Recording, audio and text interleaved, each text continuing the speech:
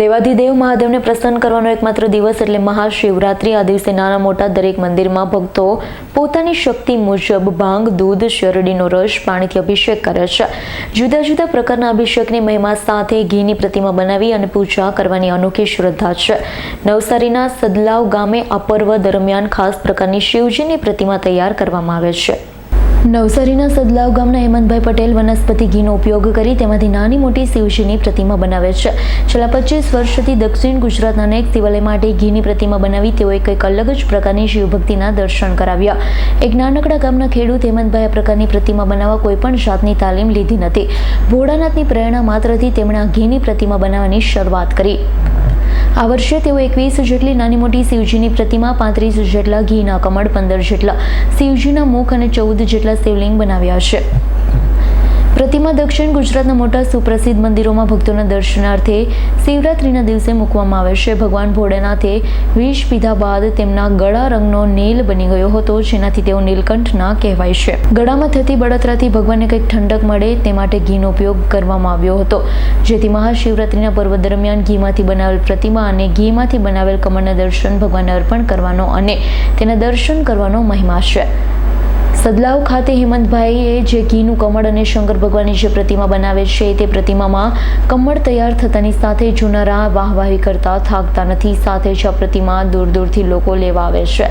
લોકો પણ હેમંતભાઈને ભગવાન શંકરના સાચા ભક્ત કહે છે, તો ઘીમાંથી બનેલ પ્રતિમા કમળ લોકો દૂર દૂરથી લેવા માટે આવતા હોય છે। હેમંતભાઈ દ્વારા જે ઘીનું કમળ અને પ્રતિમા બનાવવામાં આવે છે તેના માટે તેઓ માત્ર ઘીના જ રૂપિયા લે છે, બાકી એક પણ રૂપિયા મજૂરીના લેતા નથી। ત્યારે પહેલા તેઓ ઘીની સાદી પ્રતિમા બનાવતા, પરંતુ પાછલા કેટલાક સમયથી તેમણે ઘીની પ્રતિમાને કલર પણ કર્યો હોવાથી આ પ્રતિમાને 4 ચાંદ લાગી ગયા છે। મારું નામ ધીરુ ભારતી બાલુ ભારતી ગોસ્વામી, રહેવાસી ગણેશ્વર સિસોદરા, હું હાલમાં પૂજા અહીંયા સદલા ગામમાં કરું છું। 30-40 વર્ષથી આ ગામમાં પૂજા કરું છું ને શિવરાત્રિ નિમિત્તે ઘીના કમળ કિશોર હેમંતભાઈ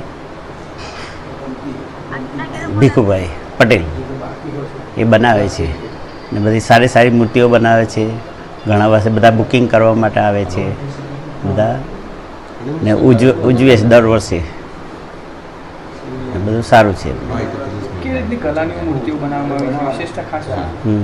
એની સરસ બનાવે છે, બધી શિવ પાર્વતીનું હોય, જુદા જુદા મુખ બનાવે, કમળ બનાવે, શિવ પાર્વતી નંદી બધું મિક્સ, બધું જુદી જુદી જાતનું બનાવે છે।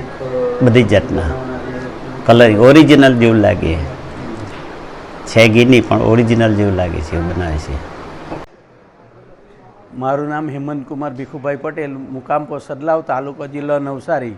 હું મહાશિવરાત્રિ નિમિત્તે ઘીની મૂર્તિ અને કમળો ગુજરાતમાં ઘણા મંદિરોમાંથી અહીં અમારી પાસે બનાવવા આવે છે અને અમે એનો પણ એક પણ રૂપિયો લેતા નથી, ફક્ત ઘીના જ પૈસા લઈએ છીએ। એટલું કરીને અમારી સેવા અમે પૂર્ણ કરીએ છીએ। મેં કોઈ જગ્યાએ ટ્રેનિંગ લીધી નથી અને કુદરતી મહાદેવની કૃપાથી જ હું આ મૂર્તિ બધી બનાવું છું। ખાસ વિશેષતા તો એવું છે કે વિશેષતામાં પહેલાં અમે કમળ જ બનાવતા હતા, પછી એક અમારી મૂર્તિ પોતાની મંદિરને બનાવી, અમારા ચંદ્રકેશ્વર મહાદેવ મંદિરની। ત્યાર પછી લોકોને મૂર્તિ પ્રત્યે જે ઉઠાવ થયો એટલે અમે હવે બધાની મૂર્તિ પણ બનાવીએ છીએ। Bureau report S9 news Navsari. અમારી તમામ માહિતીથી અપડેટ રહેવા માટે જોડાયેલા રહો S9 ન્યૂઝ સાથે।